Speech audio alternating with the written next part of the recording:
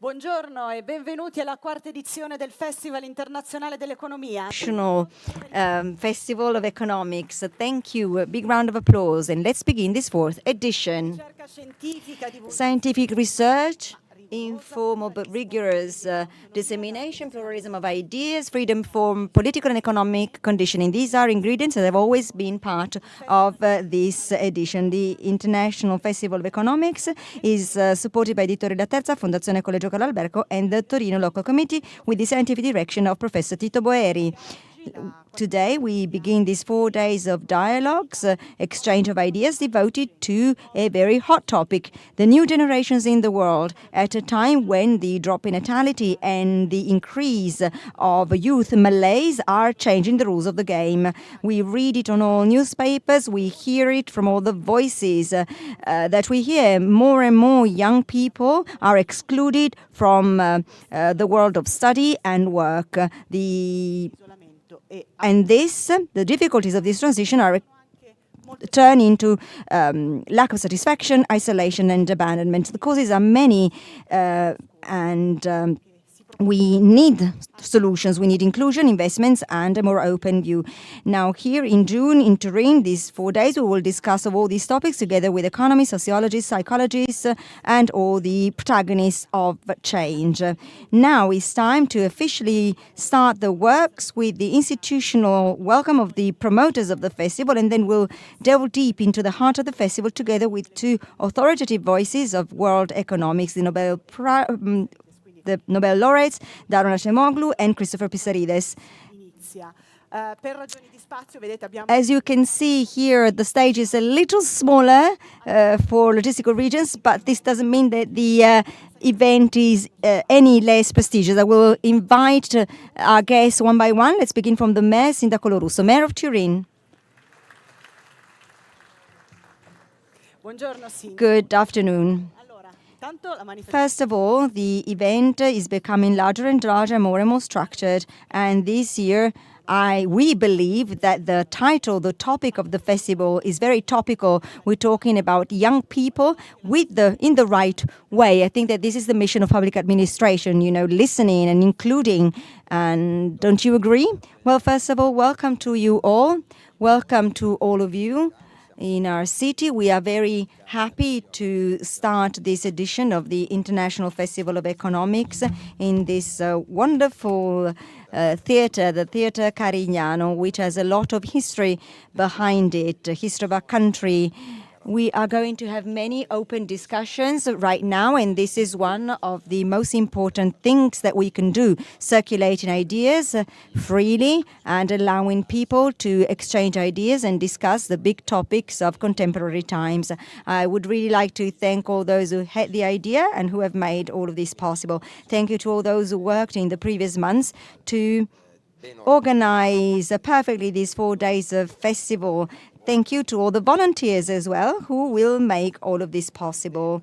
The topic, as you mentioned, is extremely important. Young people, youth, being very honest, this is something that is discussed far too little, or we only look at the negative sides of things. If we think well about it and if we look at it from the most appropriate and inclusive way, we can see that these generations of young people today are able to say things to us as grown-ups. They are able to look at things critically. They can build opinions. They can mobilize ideas. And this gives me hope. It gives us all hope. Of course, within this framework, the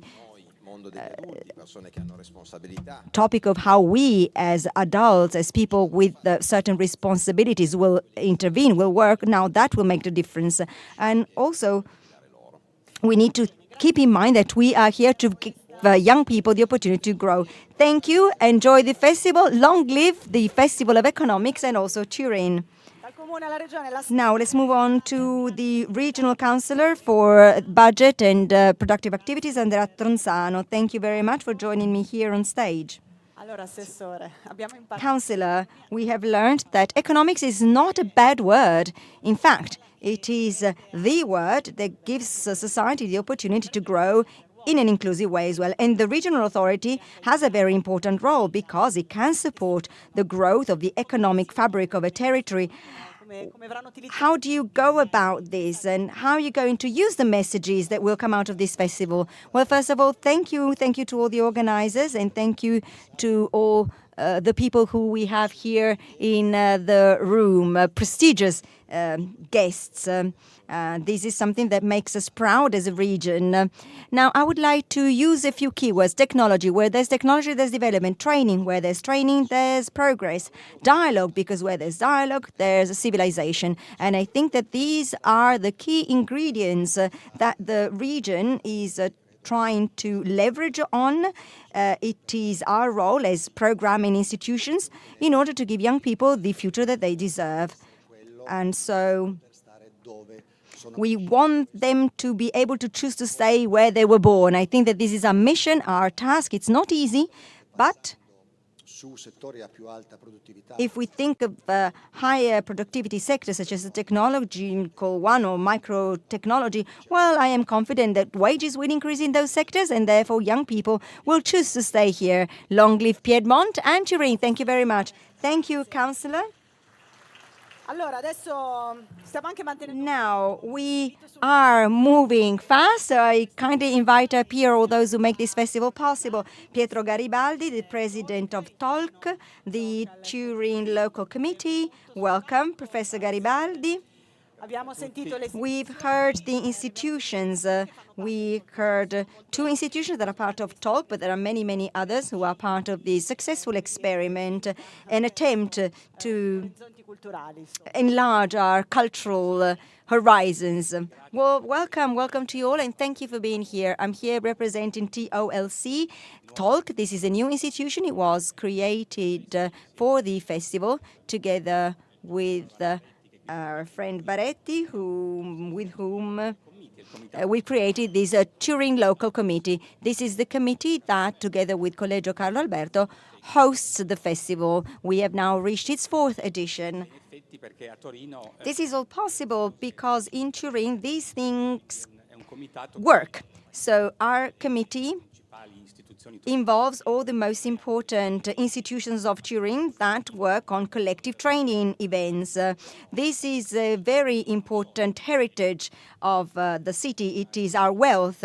And by the way, we were even, the president of the Italian Republic visited us, and he mentioned how important the work of committees like ours is. And he also mentioned that Turin is a city where these things can work and happen because institutions are able to cooperate and work together for a specific goal. So this committee involves all the institutions, the Collegio Carlo Alberto, with Giorgio Barbara Maretti, who is its president, which is a fundamental institution, together with Editore Laterza.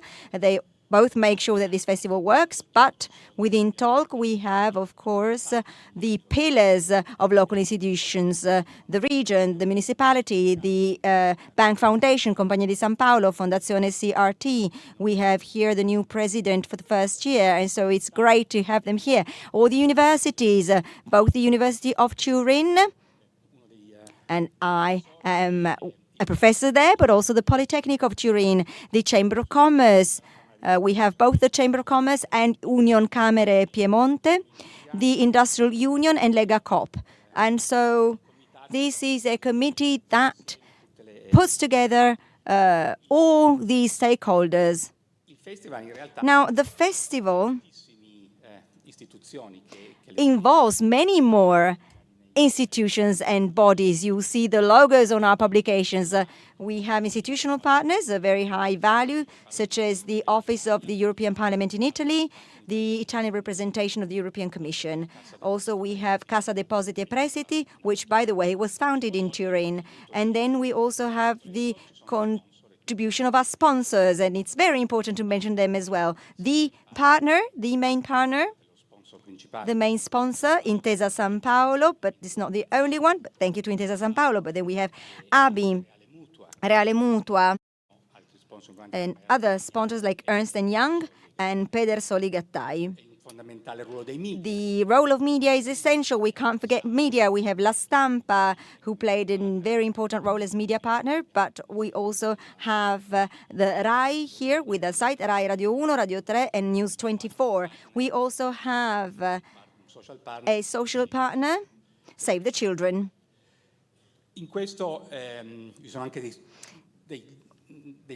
We also have technical sponsors, and it's important to mention them, GTT, the local transport company, and Robe di Kappa, as well as INET, the scientific advisor. These are all institutions, but we are here 1 year after the last edition, and we worked long and hard for a year, and this work is done by many people, and I think it's important to mention them. The staff of Collegio Carlo Alberto, they work all year long.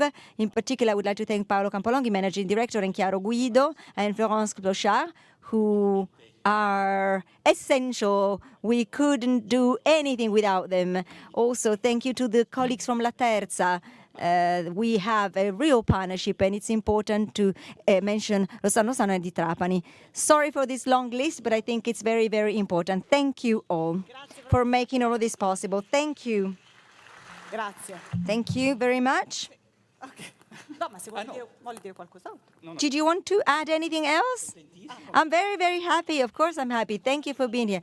Would you have expected this 4 years ago? No, not really. This is something we said yesterday. I was having a chat and I was explaining how we devised this project with Francesco Profumo, together with Compagnia di San Paolo and La Stampa. And we created TALK, this committee, and it's improving. It's worked and it keeps on improving and working better and better. Thank you. Thank you, Professor Garibaldi. Now, we mentioned various times Giuseppe Laterza, Editori Laterza, the creator of this festival. A round of applause while we welcome him on stage. And by the way, thank you to our interpreter of the sign language. Thank you very much. Thank you for your work. Allora, dottor Laterza. Mr. Laterza, the question is quite obvious. I mean, a question on the festival. This is a very important festival because we are talking to the future. And this is the focus of this year's new generation. Was it a strategic and also a political choice, maybe? Did you want to send out a message? Well, 30 seconds. But before, I need to thank Pietro. Where is he? Pietro, thank you, because you did mention people. That was very important. We always thank institutions, but it's important to thank individuals and people. I have to say one thing. Collegio Carlo Alberto was extraordinary because this year it's taken on a really daunting task. The whole organization of the festival this year has been carried out by Collegio Carlo Alberto. Let's give it up for them. As you know, Collegio Carlo Alberto is a scientific institution of very high quality. They've already organized many things over the years. It's not the first time, but organizing a festival like this one is a really daunting task. I also would like to thank all the institutions which have invited the festival, Tito Boeri and CIPOLLETTA and LATERZA. You've all invited us to come here. Thank you. I won't repeat all the names of the sponsors and supporters. I agree with what Stefano Lorusso said, the mayor, which I think goes hand in hand with what President Mattarella said. In addition to saying what Pietro Garibaldi mentioned, namely that Turin is a city that is good at doing the two things that we mentioned, spreading knowledge, but also creating a community of knowledge. Because during a festival, you have many different people coming together and exchanging ideas. The same happened at the Turin International Book Fair. I've seen Silvio Viale somewhere in the room. The International Book Fair was an extraordinary display of diversity, very diverse people who all revolved around books. Well, President Mattarella said one thing when we met. And by the way, a round of applause for Alessandra as well. She's been following us from the start. Well, we went to the president with Giorgio Barbanavetti and Pietro Garibaldi, representing Collegio Carlo Alberto, with Innocenzo Cipolletta, whom I also need to thank because he coordinated an editorial committee, a very high level. I can see here Michael Spence and Tito Boeri. Tito Boeri had the idea of devoting the festival to young people is his idea. We worked on the title, that's what publishing houses do, they work on communication, but the initial idea came from him. What did President Mattarella say in the end? Well, he said something that impressed me a lot when I heard it, and which I think can refer to our festival as well. He said, well, we don't need to convey or give a model to young people. That's not what we are here to transfer. They will build a social and economic model. We need to give them the tools to then create their own model, the model that they want. So I think that this year of work together with all our colleagues, with the many people who've participated in the festival, well, if we are able to give one or more tools to young people, whom we hope will be the protagonists of this festival as well, well, then I think that we will have done something good. A tool for young people to build their own models. Well, thank you. A nice toolbox. Thank you. Thank you so much. Allora, adesso chiederei a Innocenzo Cipolletta, il coordinatore del comitato editoriale, di salire qui sul palco. And now Innocenzo Cipolletta, the coordinator of the editorial committee. We can give him a round of applause while he joins me on the stage. Questo è un festival, appunto, un festival quanto mai cassetta. This festival is really a toolbox, as we discussed with Mr. Laterza. So how are we going to choose these tools, taking advantage of the experience and the knowledge of the members of the editorial committee? Well, I'd like to thank all the members, Giorgio Barba Navaretti, Maria Laura Di Tommaso, Pietro Garibaldi, Giuseppe Laterza, Stefano Sacchi, Michael Spence, and Francesca Trivellati, and the president, of course. So we help the scientific director, Tito Boeri, to build this festival. And we've done so this year, thinking about young people. And of course, there will be many people participating, as always, but we've also created new initiatives for young people, workshops and laboratories for children up to 11 years of age, events reserved for young people up to 35 years old, because in Italy at 35 you're still young, events for students, and then we carried out a survey through Ipsos. Tomorrow we'll see the results, and I'd like to say that we've seen that young people are happy, a bit nostalgic because the past always seems nicer than the future, which is uncertain, but young people do have hope, and they are strongly interested in love, which is a very positive aspect, because in this country we are seeing so many violence acts without senseless violence. It really brings us hope. Well, thank you very much. It's nice to be able to speak about love on the stage of an international economics festival. So please, Professor Boeri, do come up and join us to talk about love and economics. Vabbè, è un po' too much, forse of course, perhaps I've said too much, I'm exaggerating. Please forgive me. But please, now the floor to you to explain this year's theme. Well, of course, institutions and people have been already thanked, but it's my turn to truly express my thanks, deeply felt thanks to the city of Turin. In a world where borders are being built and arms are being bought, and protectionism is coming back, where we are stopping people from moving when people have the only goal to study and do research, and they are prevented from going where they want or where they wish to study, and they risk being deported. So in this world really seen in Turin a community that truly comes from everywhere in the world to fuel a debate on very relevant themes for us and for young people. Well, this is a wonderful thing, truly. So, a big thanks to the municipality of Turin for giving us this opportunity. We are going to discuss this year, on the one hand, the fact that in Italy we are not discussing the implications of what we are seeing, a decline in the Italian population. The natural number of births is shrinking. And what are the implications of what is happening? We don't know. Implications in terms of growth, in terms of having new ideas and new possibilities, and also funding social expenses and healthcare expenses. This is something that is not being discussed in our country. And we don't discuss what is happening in terms of fertility rates. Yet we should focus on this, both at an individual level, as people who have families, but also as a community to think about the future of our economies and our country as a whole. And then the other issue is youth malaise.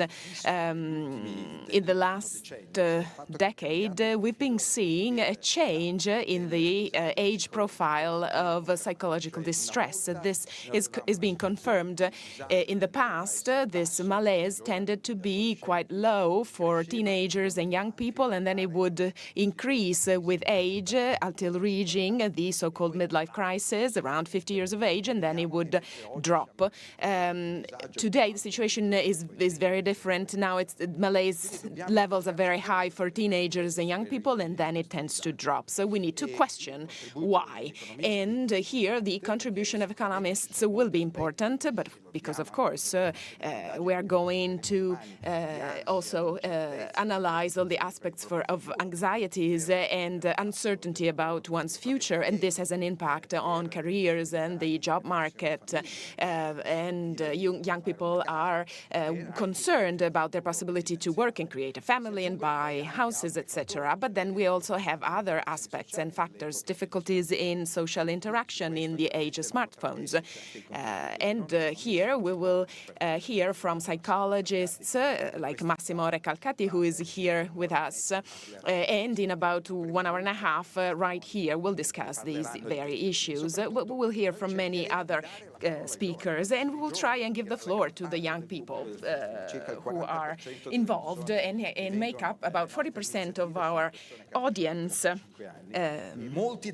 Many of our speakers are also young, so we have been counting in these initiatives. How many Nobel Prize laureates have you invited? We have 5 this year, but actually the most important thing is that here at this festival we have so many future Nobel laureates. You'll see so many young people here come here, and they in the future will receive this kind of award. I'm sure of it, because they are contributing to improving and progressing our research, and they are also bringing about novelties and innovation. If we look at the Nobel laureates, many of them made or have made those discoveries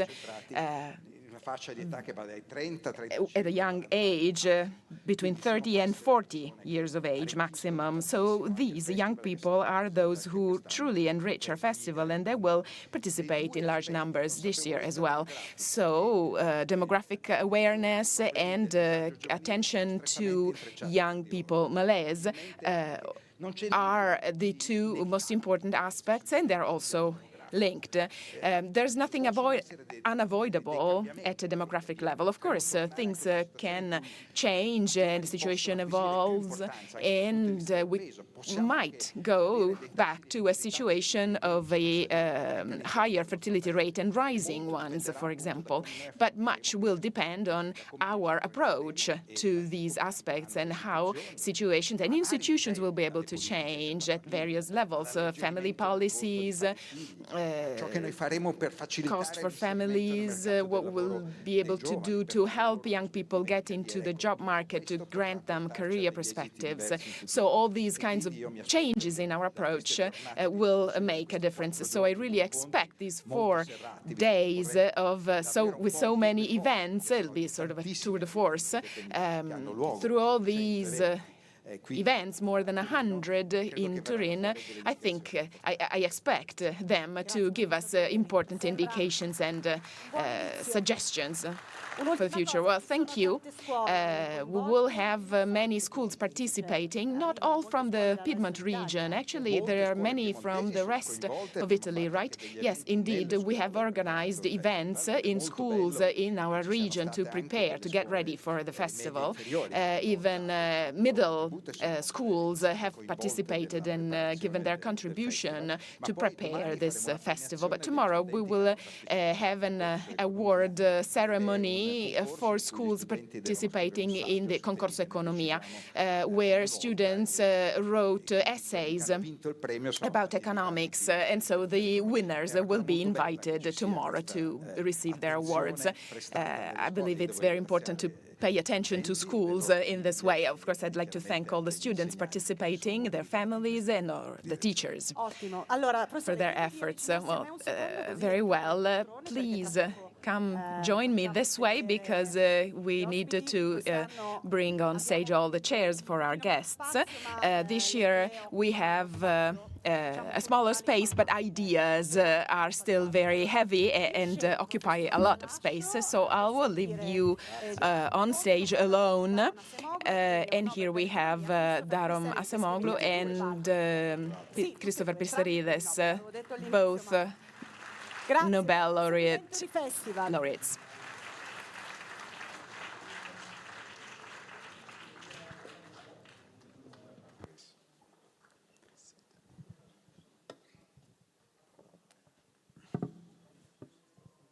Due parole, privamente in italiano.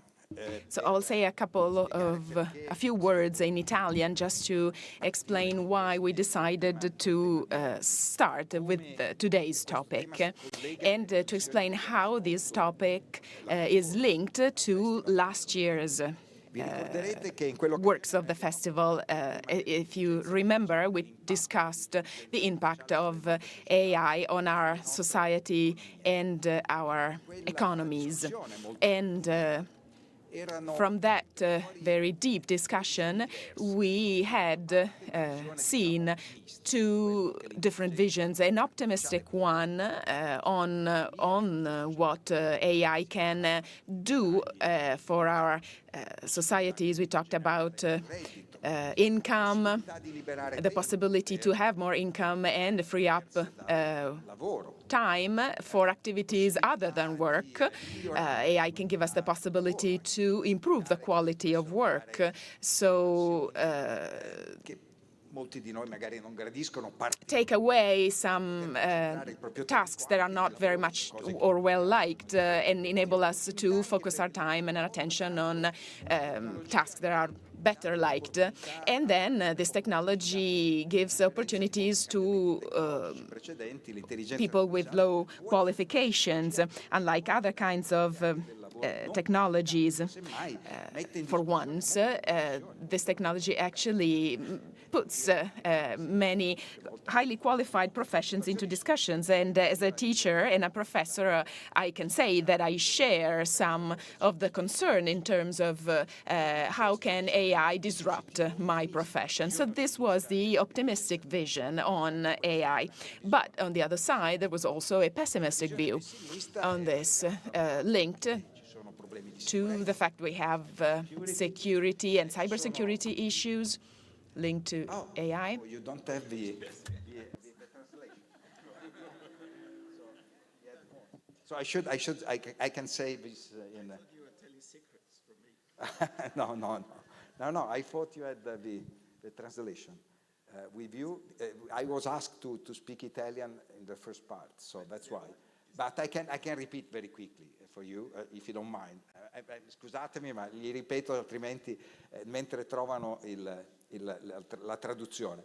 I was saying that last year we ended up having two views about artificial intelligence. On the one, a rather optimistic view, talking about productivity gains, possibility to get more time for leisure, quality of jobs, possibility also for less skilled workers to get some prospect there, unlike previous technological revolution.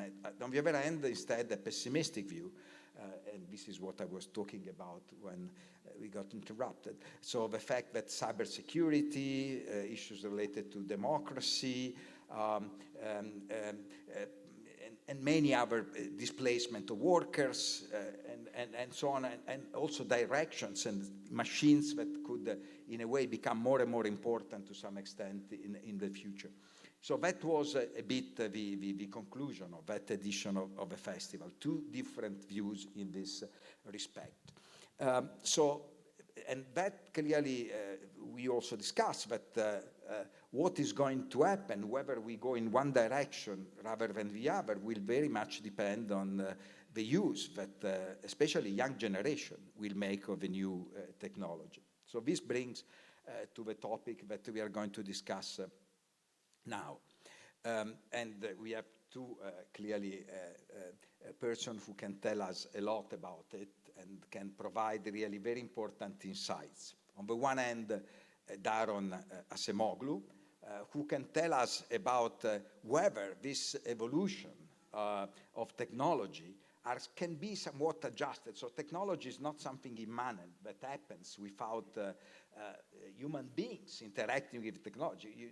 Technology can go in one direction rather than in another direction, depending on the use we make of the way we have a governance of this process, the way institutions deal with that. And so he has been working very much on this issue, while Chris Pissarides can tell us more about the type of adjustment that are needed in the education systems to cope with this technological revolution. Also based on the Pissarides review that was carried out, when Chris had been already at the festival, and when he was here last time, we were just at the beginning of this major study that was carried out, which goes under the name of a Pissarides review.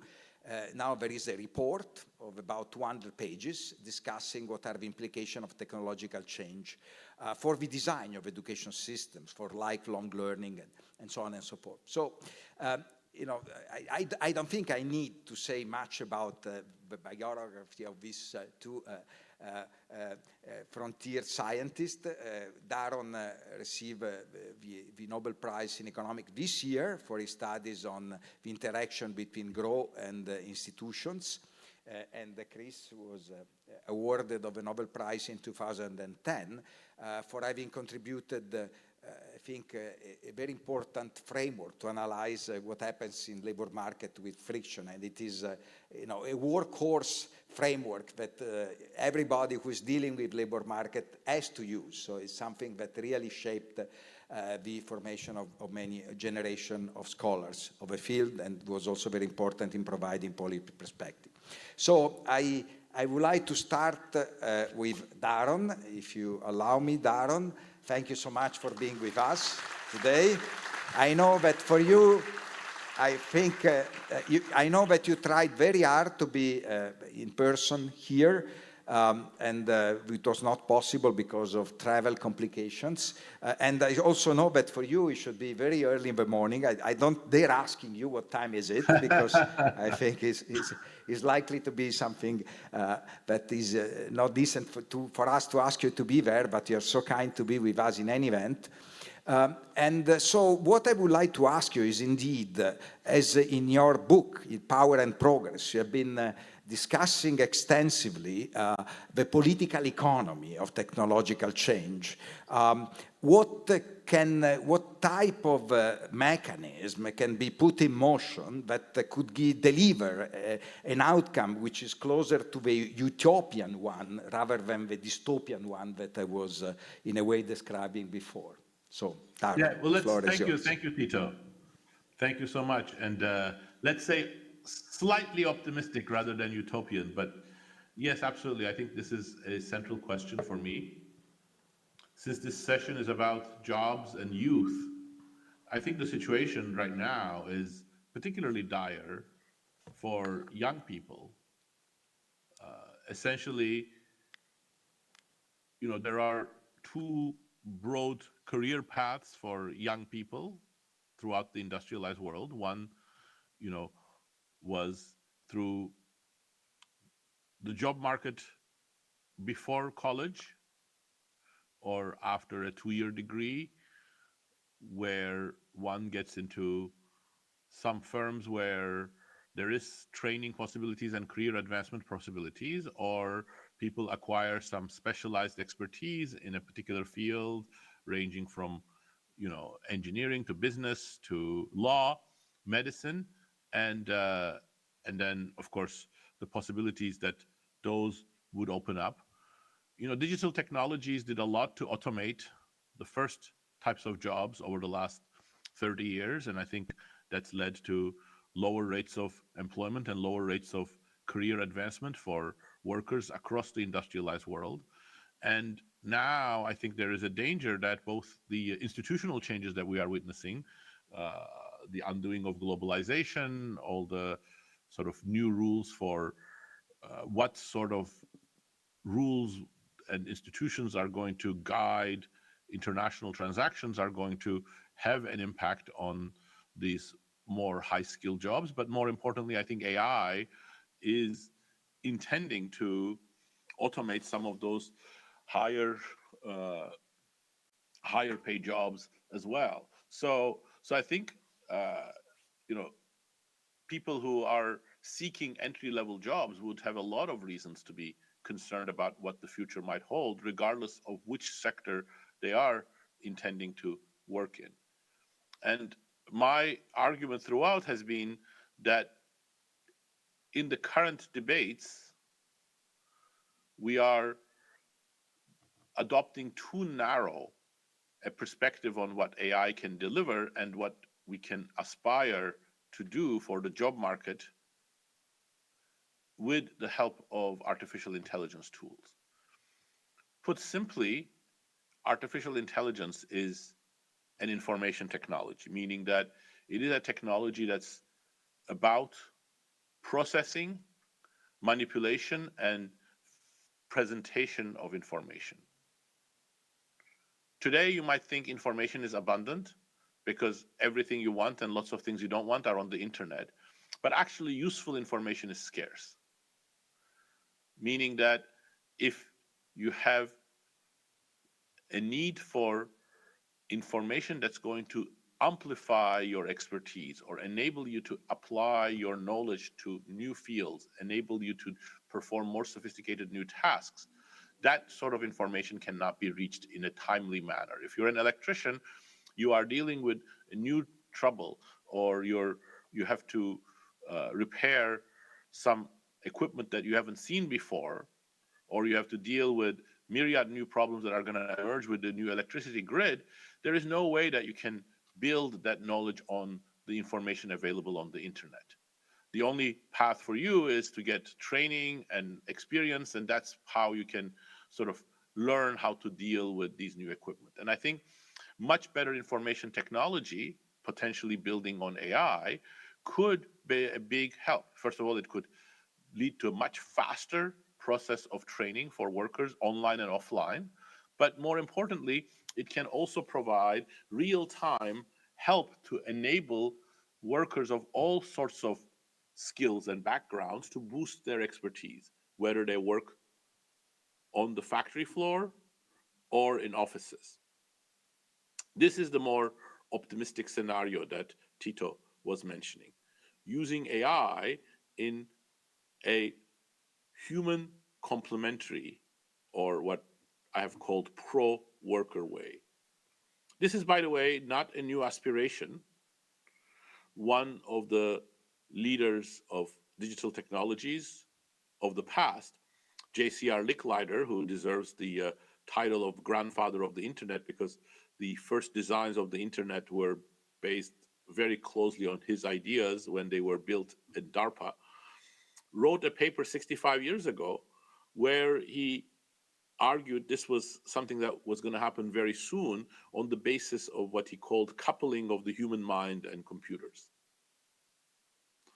It turns out that his aspirations were inspiring indeed, but way ahead of their time. The computers and the information technologies of the 1960s were no way capable of doing this kind of coupling, that the human mind would be massively amplified by the availability of information provided by computers. And that aspiration remained no more than a dream for the next 4 or 5 decades. But today, I think, with combinations of generative and other AI tools, this is becoming closer to reality. The problem is that this is not the direction that we are using AI at the moment. Even when big AI companies are talking of agentic AI, meaning AI agents that can work with humans, this isn't exactly the direction they have in mind. They have in mind much more, again, AI agents that either take control or automate some of the things that humans used to do before. This is actually very important because if you think about the theory of inequality in the labor market, the kinds of pro-worker direction that I am emphasizing has very different implications than automation. Automation takes tasks away from workers. And by doing so, it always reduces the share of labor in value added or output. And it tends to increase inequality. It could even reduce real wages for affected workers. On the other hand, enabling workers to do the tasks that they couldn't do before expands what humans can do. That tends to increase the labor share, or to increase the share of the type of labor that's being positively affected in this way. It definitely increases their wages, and it could even reduce or limit inequality, because if it is a technology that helps electrician wages have fallen significantly below those of, say, engineers or technicians. So some dimension of inequality can be closed off via this channel. Now,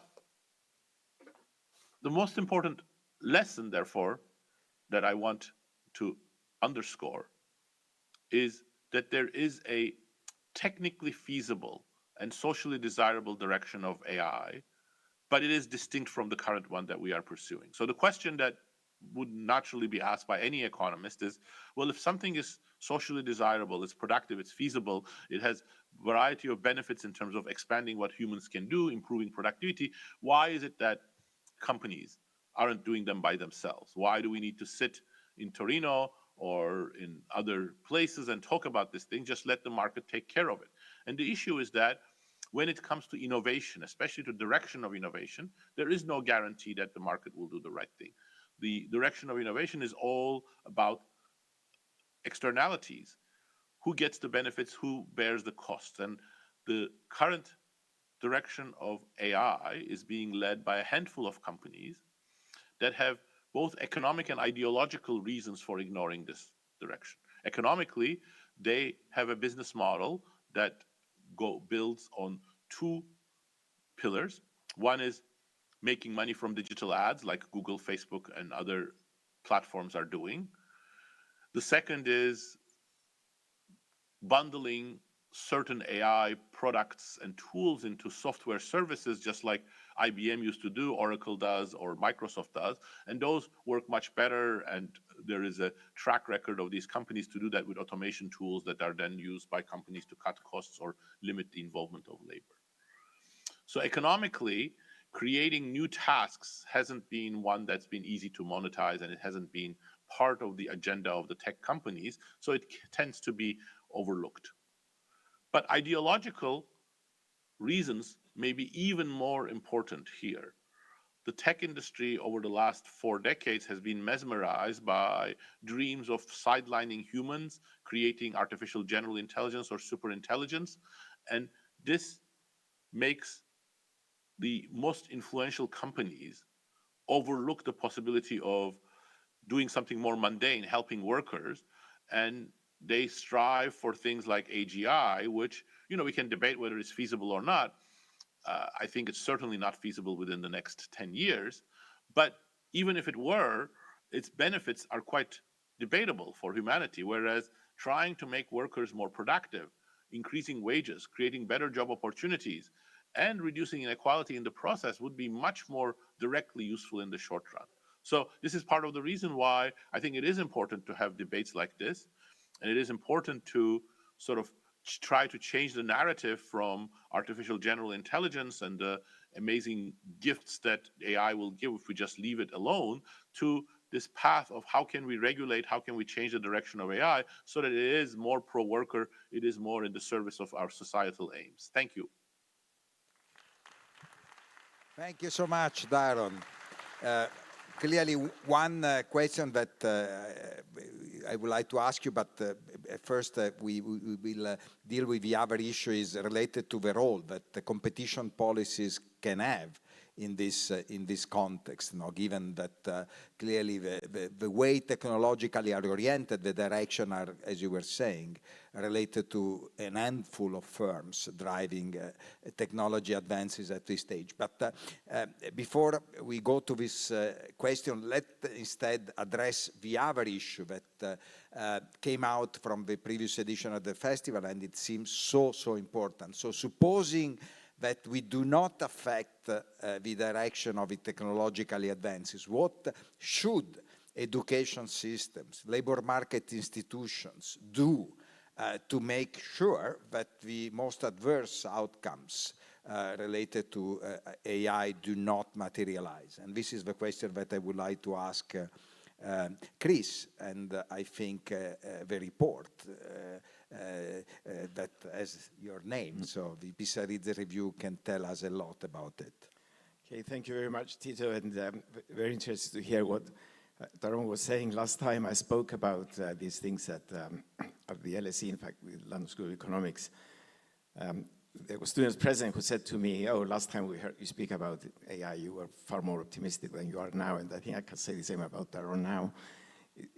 So there seems to be that that the more he's observing what's going on in the States now with the big companies, it sounds like it makes you less optimistic, which is something that we might take up in the questions later.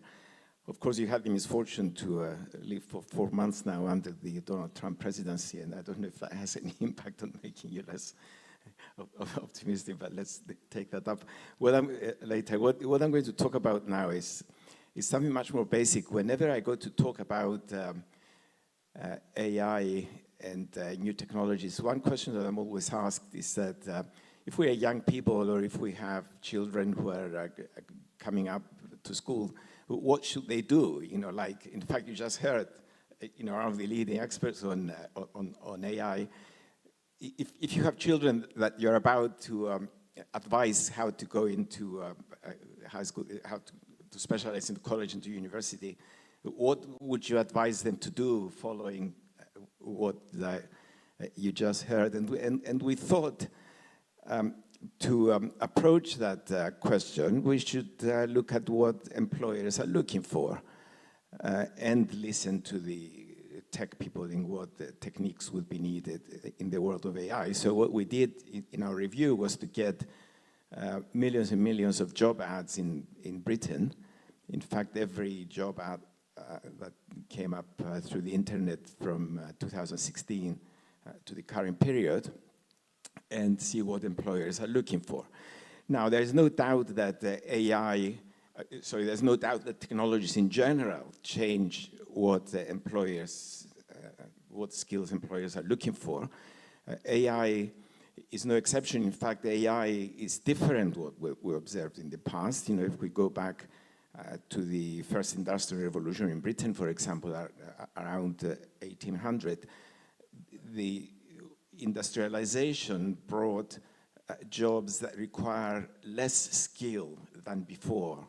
And that's how you got the Luddite movement. The Luddite movement were more skilled workers who lost their jobs to children, basically. There was no law against child poverty at the time, and employers immediately switched to employing children, run steam engines, saving money. This is not the case here. It is probably the first time that technology requires upskilling. definitely reskilling, but upskilling. The skills we currently have will not be suitable in the world of AI in the future. And I'm going to tell you much more precisely what skills are required now.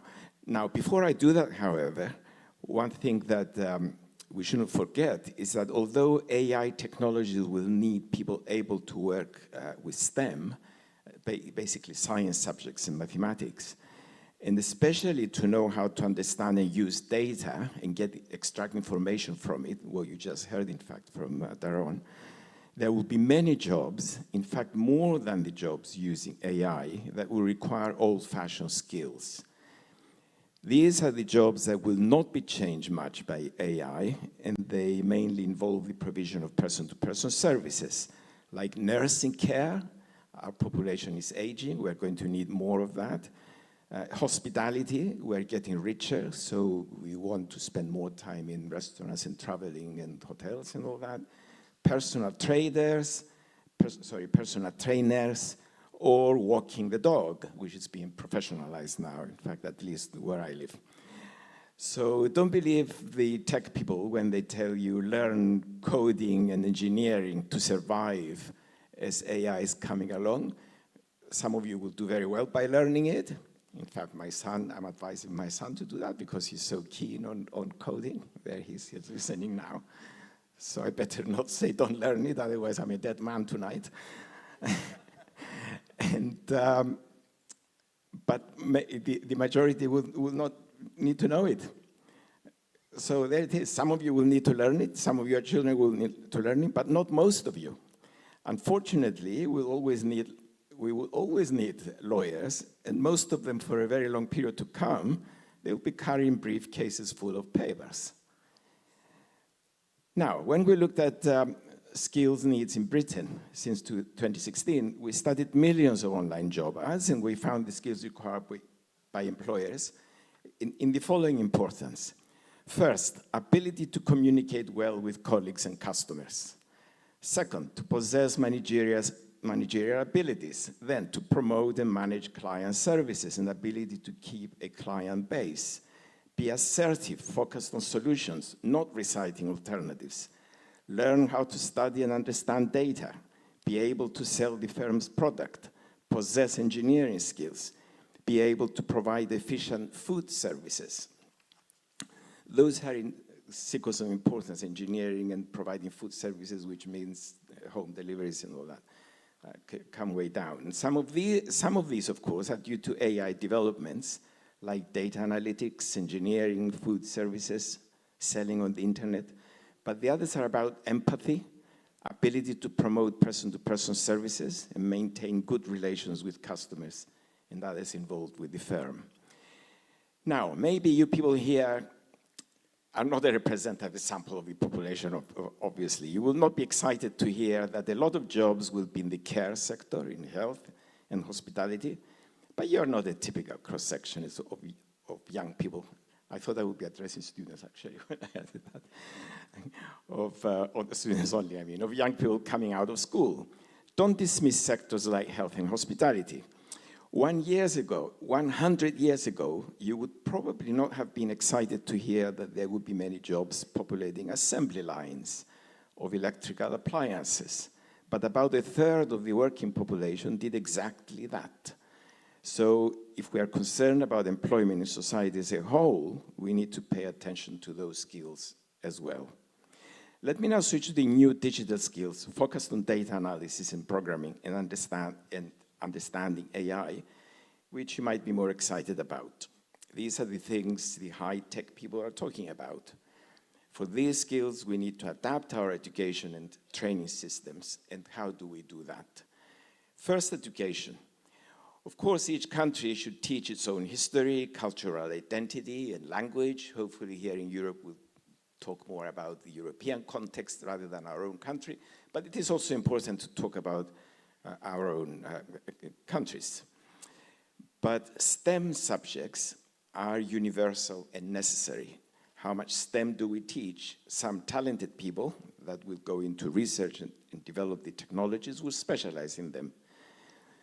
There is a lot of competition in the development of AI, and first movers have a lot to benefit. For example, Google, Tencent, and more recently, companies like DeepMind and OpenAI made enormous gains by being first in the development of their new technologies like ChatGPT.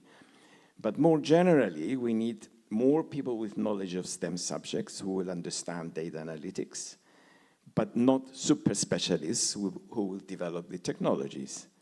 We need very few of those. In this respect, I believe that schools and even universities should not specialize too much. I can give you two reasons that I'm against specialization in these subjects. First, technology is changing very fast and it moves in unknown directions. Today's important specializations may not even be needed tomorrow, so you might be out of date if that's the only thing that you can do. And second, AI is best at STEM tasks. If you specialize too much in a STEM-related skill, AI might soon take the job away from you. So make sure that you learn generally many things. If AI takes one task from you, you can do another. The secret of success is to acquire a general knowledge in STEM that enables you to learn more on the job later in life. Your objective should be to learn how to learn, the basics of science and engineering, and lots of maths. Maths is a language of science. There should be no one anymore saying, I'm scared of maths, I'm going to study law, which I heard many times. Lifelong learning becomes more important than ever, and it takes place both on the job and in the home. Companies employ technologies in different ways to complement their managerial abilities and their workers' existing competencies. The most successful employees are ones that have good background in general knowledge, STEM and other skills, like language, and undergo training that is specific to the firm. Given the time, I'm going to stop here, although I had some other notes to do, but we can take them up in the discussion, question and answer session. Thank you so much, Chris. This was very insightful. Thank you so much. You gave us a very important suggestion, not only for individual choices, so in terms of education curricula, but also for collective choices like the design of vocational education system, early tracking, lifelong learning. All of these things are extremely important. And if you do not mind, I will then ask you, because the report, the Pissarides review is, as I said, a thick and relevant document, and everybody can have access to it. But the summary you provided is also wonderful, and maybe I will ask you if you can put your notes on the webpage of the festival, so that everybody can go back to them, because they're really very important material. But let me go back now to Daron, also because I think the time is such that we should allow him to go finally to sleep, and so kind of you. Let me say once more, Daron, to be with us today. So the question is, one, what I was asking before about whether competition is the relevant policy, and the second one is a bit something that comes out of what Chris was saying. So Chris was talking about what should education systems do when we proceed in this direction of technological change. I wonder whether there can also be some feedback mechanism so that if countries invest more in some types of education, if there are more people qualified, more people who can really understand the potential for AI, and consume AI in a different way, so that could also have an effect on the direction of a technological change. Absolutely. I think, Tito, your question very nicely complements what sort of Chris was also saying. The availability of skills is going to matter a lot. Right now in the United States, and I think the same is true in Italy, simultaneously, companies want to hire certain types of skills and cannot find them, and many workers are struggling to get jobs. So there's a mismatch between the available skills and what the companies demand.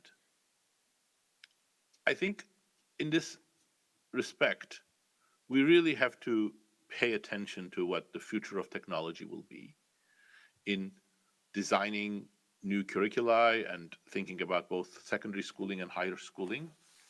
But it's also, I think, an extreme position to say, we let technology go wherever it will go, and we have to make sure that we change our education system, our priorities, and fight against the diversity of skills and interests that students have so that we funnel everybody into skills that AI is going to need.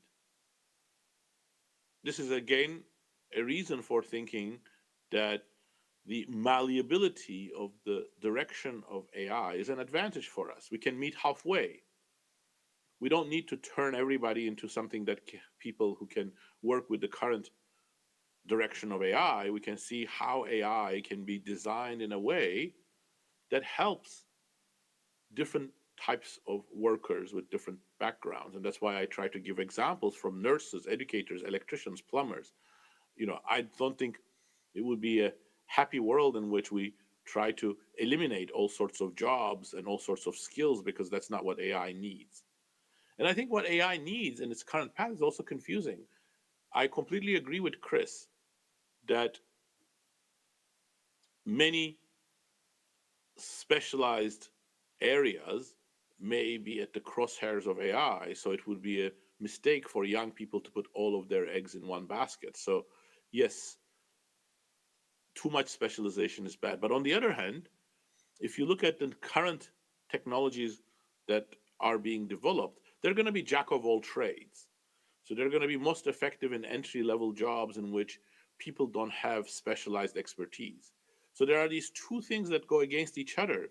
In order to thrive in a job market in which you have these jack of all trades technologies, you need to have this expertise that makes you unique in the labor market, or a small group. So that's why for a while, people who knew how to program very well thrived, and people who are very good at surgery or entertainment are thriving at the moment. So you need to have that edge that comes from specialized expertise, but at the other hand, you don't want too much specialization. So there is some sort of tension here. I think we have to find new ways of giving people the tools for flexibility, and social skills are going to matter a lot, as they have done over the last 10, 15 years. But in all of this, again, I come back to the same thing. We shouldn't think of the future of AI as something we try to forecast like a weather report. The future of AI is something that democratic societies themselves should decide. So thank you so much, Daron. Again, very, very, very important. So we know that for you, as I said, is very early in the morning, so we really thank you so much. Two-sided, I would summarize saying also that is two-sided malleability of technology on the one end, and on the other end, the malleability of the type of profile that the education system can create and should develop. So this is also, in a way, a reassuring view. And also what you said about social interaction is very, very important also for our agenda in the days to come, because we will talk a lot about social skills, interactions at times of smartphones and digital technologies, and the problem that young people had in this respect, and that could possibly also contribute to explain the age profile of a disease I was mentioning at the outset. So really, what you said is very important for we're going to discuss in the days to come. So once more, thank you, Daron. Thank you so much. Another applause, I think, is deserved by Daron. So, Chris, in addition to perhaps commenting what Daron said, I wonder whether, in this respect of the malleability, there are more things to be said, or we can also collect some questions from the floor, if you prefer. We don't have much time, but I think we have another 10 minutes. So it's very. I want to go back actually to the democratic society. I think we have it's two ways of looking at AI. One is the very big question that involves also military conflict and the current geopolitics, which of course we do need to choose. You know, if you look at who is doing AI today and who is developing it, it's basically two mega countries. It's the United States and China, and the rest of us are just following.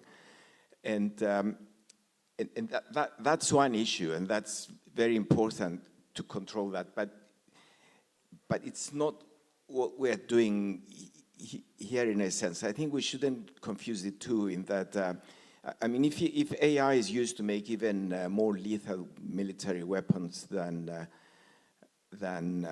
nuclear weapons, and if it's much more difficult to control than nuclear weapons, which it is much more difficult to control because we don't know what's going on behind the Great Wall of Beijing or behind the beautiful facades of the White House, you know, like we just don't know.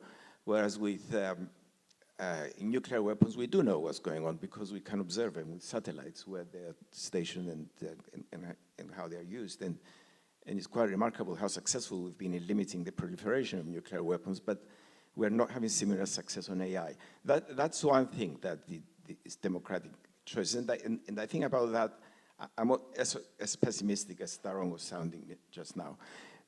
But then there is another issue, which is that we have to live and we have to carry on before we are destroyed completely, which is what many AI scientists believe anyway.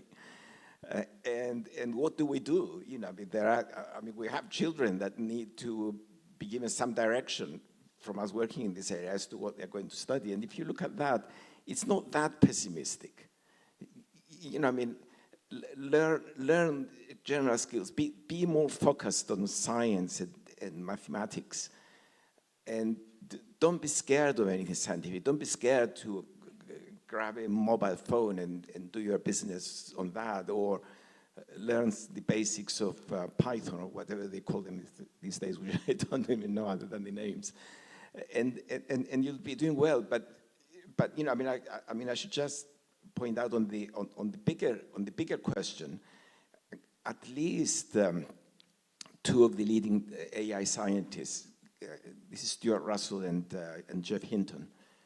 Jeff Hinton, the other, one of the two current Nobel Prize winners in AI, they've said explicitly that if we continue the way we are now, in 10 years' time, the world will be destroyed. Hinton said, I'm old enough that I will probably not be alive in 10 to 15 years' time, and I'm lucky that I will not be, because I'm going to miss out this mass destruction. And Stuart said that in the history of the planet, millions of years ago, whenever a more powerful species came along, it always destroyed the less powerful that dominated. And AGI is going to be more powerful than us, so we're running a serious risk of being the next dodo. You know, whether you believe them or not, I don't know. But I was also in a conference recently that was under Chatham House rules, so I cannot tell you who said it, but it was attended by top American AI specialists and top Chinese AI specialists, and they were agreeing that unless Trump and President Xi come together and they honestly and openly agree the development of AI in certain directions, we're heading for destruction. You know, I mean, who knows? I think us simple people, we need to turn a blind eye to that and just carry on skills. You know, what do we do next? And what we do next is that we learn sciences, mathematics, the basics of. We're prepared to use it in the care sector. We look after society. We become more caring than the direction that at least the United States is trying to push us now. We should resist that. We need something more socially engaging, acceptable. You know, we're lucky that we have the European model, and we should push ahead, ignore what the Americans are saying, and direct our children to these subjects that AI will now be needed and that employers are needed, and they're going to get good jobs and flourish and visit beautiful places like Torino. Thank you. Well, a remarkable development that we are experiencing is the change of attitudes towards Europe, which particularly involves young people. It could be an effect of Trump, I would say, but we had a strong increase in the support for European integration, for European institutions, for the European way. So what you were saying, is particularly relevant in this respect. I think we can take a couple of questions. No more for Chris, and then we let him go. Yes, please, here.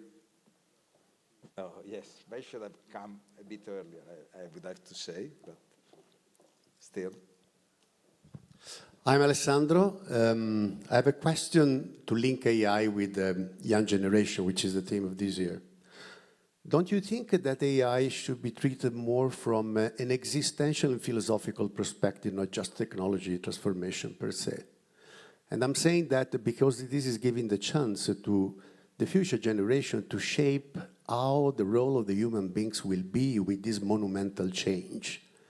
And by inviting the future generation to take the accountability to shape that existential part, that can drive also the decisions of the monopolists in China and the US, how to address the future steps. There's no doubt that AI should be addressed from an existential, and we both Daron and I said things to that extent.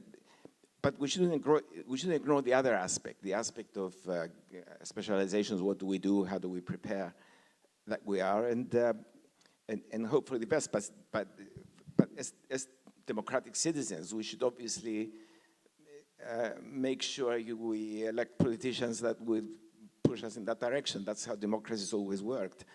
Now, AI is changing so fast that maybe 5 years between elections is not enough, and it would be a good idea to form other pressure groups to do it. The tech AI community is very pessimistic. I think the responsibility is on them to get together.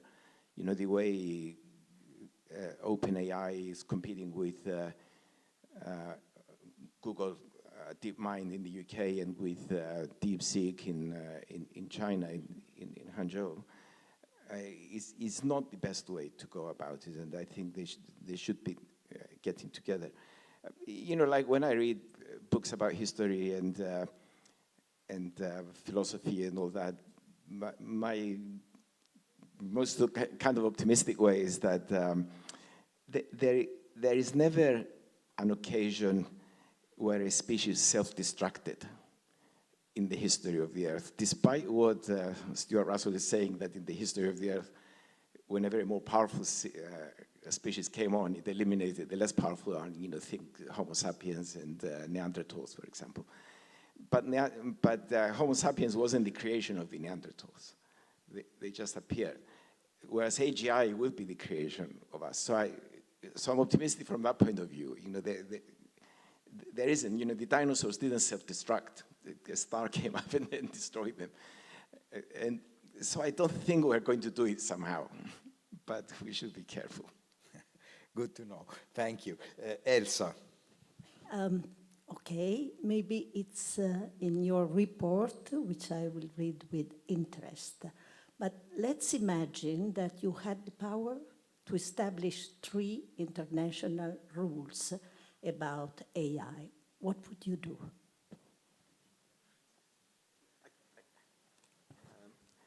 Actually, at one time I had the international rules, but it's taken me by surprise because I don't have them now. I think, starting with what I told you before, that my first rule is that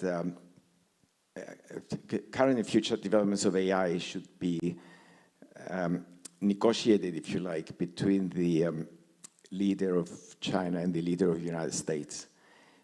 Because there's no doubt that if you see, you know, whatever statistics you want to see, those 2 countries are way ahead.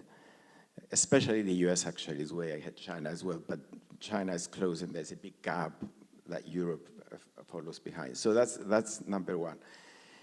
Number 2 would be transparency of what we're doing. That requires annual meetings, if you like, and it would require to give access to each other on their systems they are developing. Because the good thing about nuclear weapons is that you don't need the other side to tell you what they're doing if you want to see what they're doing, because you can observe them. you know, if the Russians are doing some things with nuclear weapons, Americans know it immediately. You know, because I mentioned Russia because with nuclear weapons, the rivalry was between the US and the Soviet Union. And number three is to give incentives somehow to have a human-based development in AI, because the more optimists for AI, like Demis Hassabis, another Nobel Prize winner in AI, he keeps saying that if AI is developing in the right direction, 10 years from now, there will be no disease that will not have a cure. We're going to cure everything 10 years from now.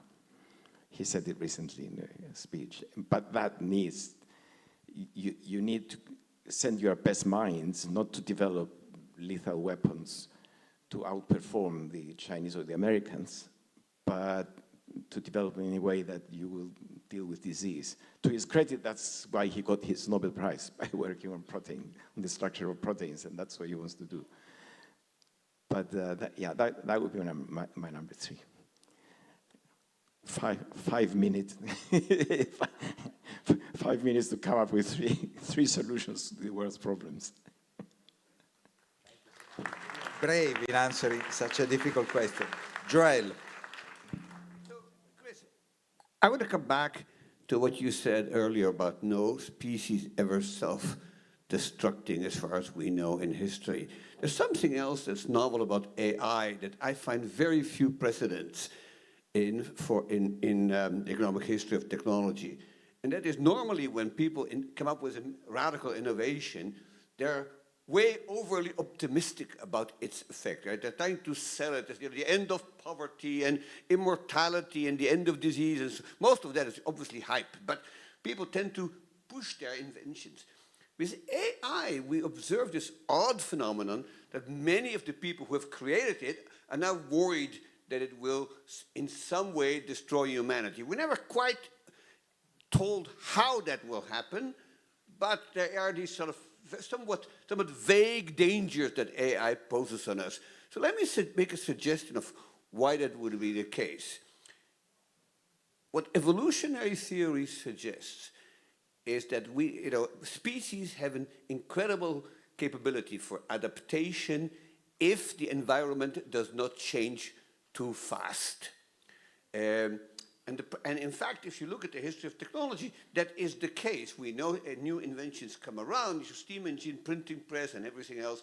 And institutions are able to adapt because the inventions don't diffuse and don't become usable very, very quickly. You know, the steam engine took hundreds of years until it eventually became dominant and so on. You know all this. With AI, the problem, I don't think, is just the nature of AI, it's the speed at which it's happening, and that our institutions can't just adapt. It's not just educational institutions. I'm thinking of political institutions. I'm thinking of law enforcement. All these things, they cannot adapt fast enough. We have no reason to believe that institutions are agile and flexible enough to adapt to this rate of change in a general purpose technology. And maybe that is the source of this sort of pessimism that permeates it. Well, I have to say, I mean, I'm not surprised, but you really put your finger on it. I couldn't have put it as well as you did now. It's precisely that.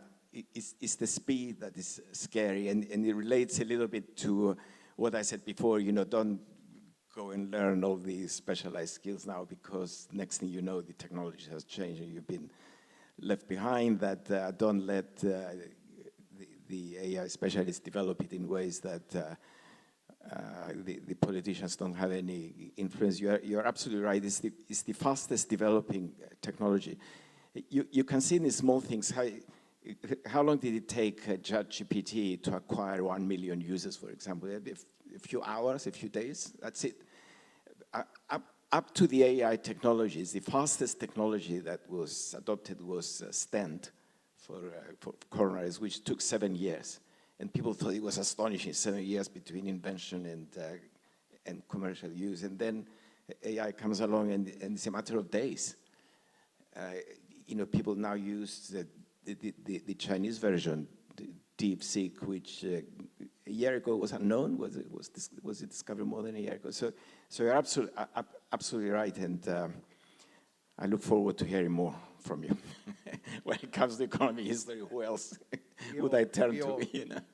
We all, and Joel will deliver a very nice lecture one of the next few days. So indeed, also steam engine, radios, telephones, even internet. But the steam took 100 years. People think that the steam engine drove the first industrial revolution, which I mean, you know very well, it was textiles and those weaving machines that drove the steam engine came mid-19th century when industrialization happened. And it is hard to slow down the process, I would say. So we have to really be, in a way, in our case, we should speed up our reaction and our response. So I think we got a lot of suggestions and important topics for the days to come.